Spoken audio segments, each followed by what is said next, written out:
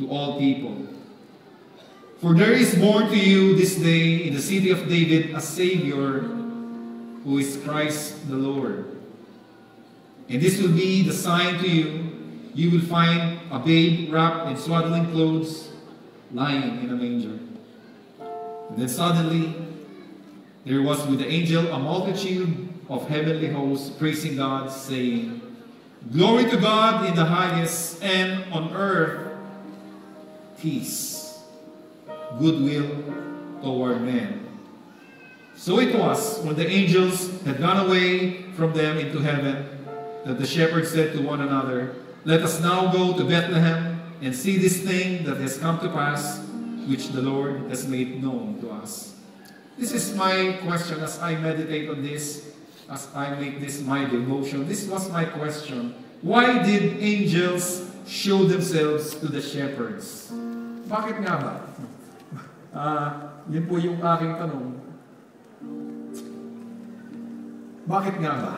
No? Ano ba ang merong katangian ng mga pastol na ito at sa kanila nagpakita ang mga anghel, ang presensya ng mga anghel, ang boses ng anghel? And as I meditate on this, sabi ko, Lord, they saw an angel, they felt the light because they were trembling in fear. They heard the voice of an angel, and not only that, yung grand finale, the grand finale was they heard the singing of the angels. Sabi ko, Lord, if I would be one of the shepherds, what an experience. What joy that if you have experienced all of this, what joy. At ito po siguro ang gusto nating maramdaman. Yung presensya ng Panginoong Diyos, yung presensya ng heavenly host sa ating buhay. Lalo na po ngayong Pasko. Anong meron ang mga anghel na ito? Ano ba meron ang mga shepherds na ito? Righteous? I don't know. Sila po ba ay they were in the right place at the right time? I cannot say that. But as I have read this passage, one thing I see when I encounter the word, they are working at night, I think these people were workaholic. Ayan. Sila po ay masipag. Isipin nyo, gabi na nagtatrabaho pa. Paskong-Pasko nagtatrabaho. Workaholic. Second, they were caring people. Mga shepherd, nag-aalaga po ng tupa, inaalagaan po nila ito, ayaw po nila ito may snatch away sa kanilang buhay. Minamahal po nila yung tupa na yan. They are caring people. And third, this work, being a shepherd, ito po ay lowly state of work. Sabihin kong low class. At pwede ko pong ilagay na sabihin natin, ano po yung kababaan ng kanilang loob. Hindi po sila high-ranking, pero ano po yung mababa ang trabaho nila. At ilalagay ko muna, if I will spiritualize this, it talks about humility. And doon ba magpapakita ang Panginoong Diyos? Doon ba magpapakita ang mga anghel sa taong mabababa ang loob? Sabi po kasi ni Maria, nung siya po ay nag-compose ng isang awitin. Baka hindi ho natin alam. Si Virgin Mary po ay nag-compose ng awitin. At ito po ang kanyang kinanta. Hindi niya po kinanta ang Like a Virgin. Hindi po yun ang kanyang kinanta. Baka yun po isipin natin.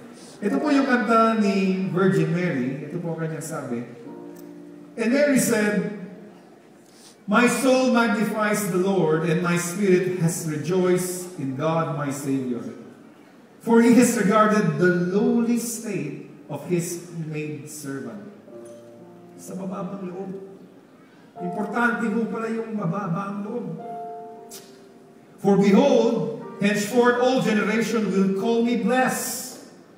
For He who is mighty has done great things for me, and holy is His name. May kapangyarihan pala ho yung kababaan ng loob. And let me put icing on the cake, verse 51, verse 52. He has put down the mighty from their thrones and exalted the lowly. Humility.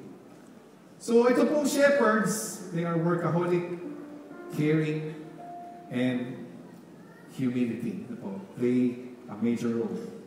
In contrast to this, let me introduce you to King Herod. Ito pong si King Herod. Tignan po natin, pwede namang magpakita ang Panginoong Diyos, pwede namang magpakita ang mga anghel kay King Herod. Pero bakit sa pastol nagpakita ang mga anghel ng Panginoong Diyos? Bakit? Si Herod ba ay workaholic? Palagay ko po, walang tatalo sa pagka-workaholic ni King Herod. Let me enumerate to you what he has done during his reign.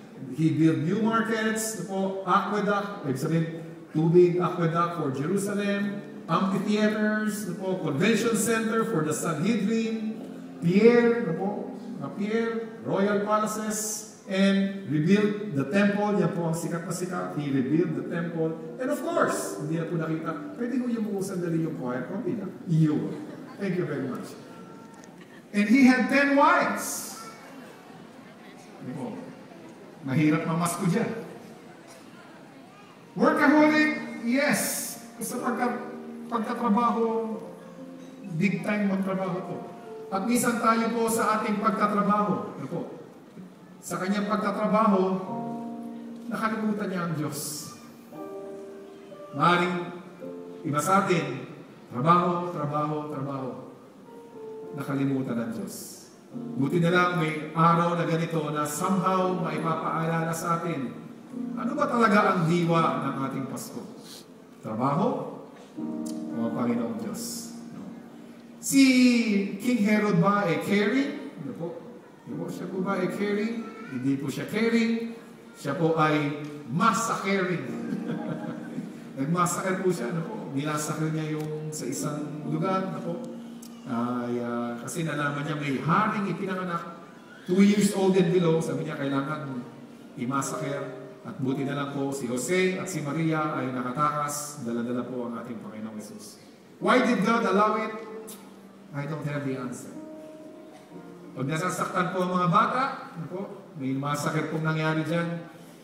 Pag nasasaktan po ang mga bata, bakit pinayagan ng Panginoong Diyos? Hindi ko alam ang sagot. Ito ang mga bagay-bagay na pagdating ko sa langit, Lord, itatanong ko to. Bakit hindi humarang ang mga anghel para pigilan po ang mga sundalo na papatay sa mga bata? Bakit nangyari po yung sa Amerika ngayon, sa Cincinnati? Are you familiar with that? Bakit nangyayari ito? When I see that, it breaks my heart. Bakit pinayagan? Hindi ko alam. Pwedeng dito magpakita ang Panginoong Diyos sa mga sundalong ito para hindi na masaktan ang mga bata, para wala nang masakit. Why it happened? I don't know. I really don't know. Sa langit, malalaman ko po yan. What Herod did, he massacred those children. Caring, he's not caring. And finally, humility, of course not. Andun po yung kanyang haughty spirit, prideful spirit. And because of this, he did not experience this life. Hindi niya po na-experience yung yung sarap ng ganyan. Na maramdaman mo ang presensya ng Panginoong Diyos. Ngayong gabi, peace on earth. Baka makakalimutan po natin. Paano ko ba mararamdaman yung peace na yon? Mararamdaman po natin yung peace na yon. Ang isang prerequisite, ang isang kinakailangan para matamo natin ang kapayapaan ngayong Pasko. Mamaya pag-uwi natin sa ating tahanan. Para maramdaman mo na Pasko. Hindi dahil doon sa hamon. Hindi dahil doon sa lechon, magkakakolesterol ka niyan. Paano mo mararamdaman Pasko? Sa kababaan ng loob. Diyan natin mararamdaman ang Pasko. Panginoong Diyos, maraming salamat sa gabing ito na Ikaw ang nagpapaala-ala sa amin sa diwa ng Pasko. Tunay nga po, Panginoong Diyos, ang kapayapaan. Sometimes we call peace elusive. Very elusive, Lord. But we need peace in our life. We need peace in our offices, in our school, in our home, at work, at play. Panginoong Diyos, we need this peace. And Heavenly Father, sometimes we will pay the high price just to acquire peace. But you have said it in your word, peace on earth. Nangyayari lang yun pag ikaw ay nasa amin, Panginoong Diyos. So ngayong gabi, Panginoong Diyos, let your presence be felt among us. May we be reminded the true meaning of Christmas. It's not the gift, it's not the new clothes, it's not the food tonight, but it's all about you. Lest we forget, Lord God, to greet you a happy birthday, Heavenly Father. Panginoon, hayaan niyo mong sa diwa ng Pasko, ikaw ang aming maramdaman. Sa pangalan ng Ama, ng Anak at ng Espiritu Santo.